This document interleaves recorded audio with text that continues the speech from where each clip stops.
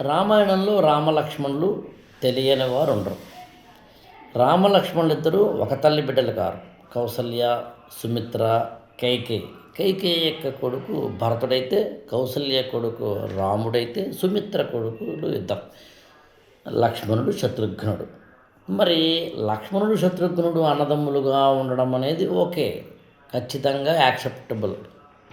కానీ ఒక తల్లి బిడ్డలు కాని రామ లక్ష్మణులు ఇద్దరు ఎందుకు అయ్యారు, ఒక బాండింగ్ కుదిరింది అని అబ్జర్వ్ చేస్తే, రామాయణంలో మొత్తం రామాయణం చదివితే రాముడు చాలా శాంతమూర్తిగా, సాత్వికుడిగా, మౌనధారిగా కనిపిస్తారు.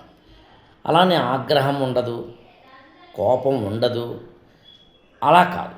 లేదా రాజసం ఉండదు, ప్రతాపం ఉండదు, అలా కాదు.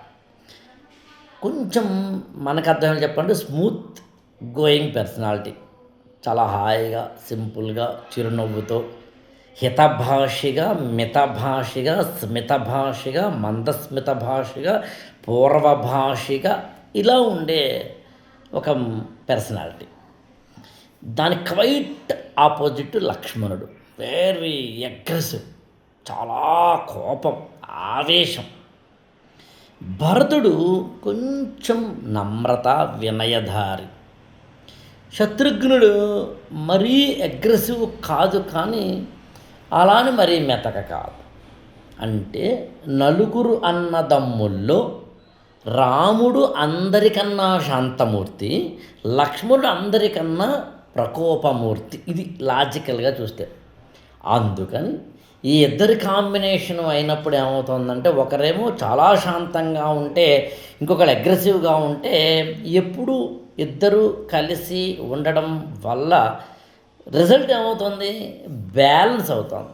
అందుకని జీవితంలో భార్య అయినా, అన్నయ్య అయినా, భర్త అయినా, కొడుకైనా, నీ వ్యాపారంలో భాగస్వామి అయినా, నీ వ్యవహారంలో భాగస్వామి అయినా, నీ పనిలో భాగస్వామి అయినా ఇప్పుడు గుర్తుంచుకో, నీలాగా ఉండకూడదు. నువ్వు బాగా మెతకైతే అవతలోడు బాగా అగ్రెసివ్ అవ్వాలి. అప్పుడు ఏమవుతుంది, ఇది వైస్ వెర్సా, అప్పుడు బ్యాలెన్సింగ్ అవుతుంది. లైఫ్ ఎప్పుడూ కూడా బ్యాలెన్సింగ్గా ఉండాలి. అందుకని రామాయణంలో రామలక్ష్మణులు మన ముందు అలా కనిపిస్తారు.